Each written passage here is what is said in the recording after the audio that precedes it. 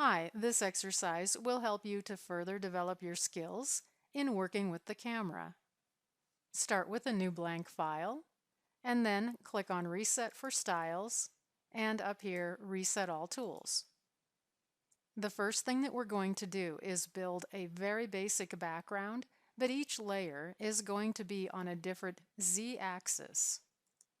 We can start with using layer 1, but we should name it Sky. And before we draw anything on there, go over to the tools and click on Transform Layer. And then up here for the settings, next to position, there's an X, Y, and Z. In the field to the right of Z, type in a -20. And now we also need to zoom out.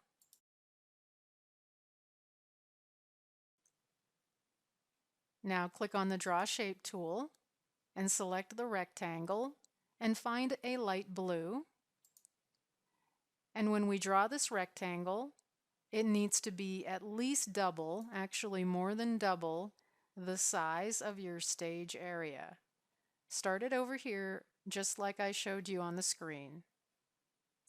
If you need to make little adjustments, just click here on Transform Points and adjust it the way you need to. Now we need to zoom out even more and actually give room over there to the right. The next thing we draw, we have to stretch out even further. Go to the Layers palette, click on New Layer Vector, name this Mountains. In Tools, click on Transform Layer. Before we draw anything on there, we need to change the number in the Z field for position. So put a -10 in there. And then click on Draw Shape, Rectangle. You can pick some kind of a dark color for mountains, purple, dark gray, anything you want. And this time we'll draw a rectangle lower than that sky rectangle, but further across to the right. Let's quickly put a little bit of shape into the mountain. Click on the Add Point tool and just start adding points, pulling and pushing so that you get, some kind of tall mountain shape. Don't worry about being precise. Don't worry too much about how they look, but we just want a little bit of design in here. And just pause anytime you need to catch up. We're going to draw another shape now. So click on the New Layer Vector. We can call this one Ground Back.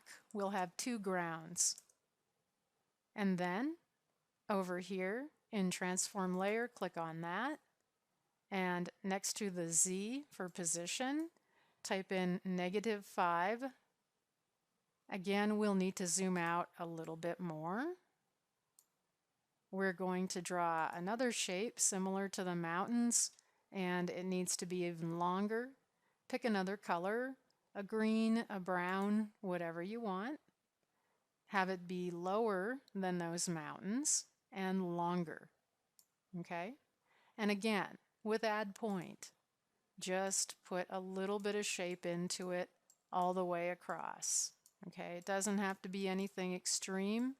The last thing we'll draw is going to be even lower, and we'll do a similar thing to what you see I'm doing with this one. Okay. Now one more. New Layer, Vector, and this will be Ground Front. Next one needs to be even longer, so I've got to zoom out even more. And then click on Transform Layer first. Go up to this Z. Let's do a -1. And then let's draw another long rectangle. And I'm going to make this one kind of brown and lower than the one prior to it and longer. Okay, like that, and put a little bit of shape into it. Okay, I paused the video and I just finished off putting a little bit of shape into that last ground layer. So basically, yours should look like this. Now we need to put some trees so that we can see the full effect here. And we can put these in groups so they'll be easier to manage. So go to New Layer and choose Bone, and then say Back Trees. Take that bone layer there and drag it in between ground front and ground back. And then go up here to the library, click on that, type in the word tree, hit enter, and find a tree that you'll like for the background. These will be pretty small. And double click it, click OK, close the library. And then over here in layers, you need to take that tree right now, drag it inside the bone folder. And then click on the bone folder. And then in layers, click on transform layer. We need to match the Z to what we put for this background layer. So up here in Z, it was -5. Put a -5 right there. And hit enter. And you'll see that the tree shrunk. Okay, now I need to zoom in and I want to see about the size. I guess that's pretty good for the back trees. And what you'll want to do is first click on this tree over here, okay, and click on transform layer, and then you need to put it so that it's kind of near the top edge of whatever you chose for the back. So you'll string some along all across there on that layer. The easy way to do that right now is to just keep duplicating. So with that tree 3 highlighted, I can click on duplicate layer and then simply move the next tree over. So let me zoom out and show you that you need to just go ahead and string, a half a dozen or so trees across there. So I'm going to pause and do that. Why don't you pause the video and throw in some trees there and then return. All right, I've put my trees there in the background and they're right along the top edge of my green area, the grass, okay, and that's what they look like right now. Now we need to make a few foreground trees with the same method, but they have to be in their own bone folder. So new layer, bone, and front trees. Go up to the library again, type in the word tree, and find another tree. I'm going to use something different. And click OK. Close the library. In the Layers palette, take that new tree and drag it into the bone folder for the front trees. Then click on the bone folder and click on Transform Layer.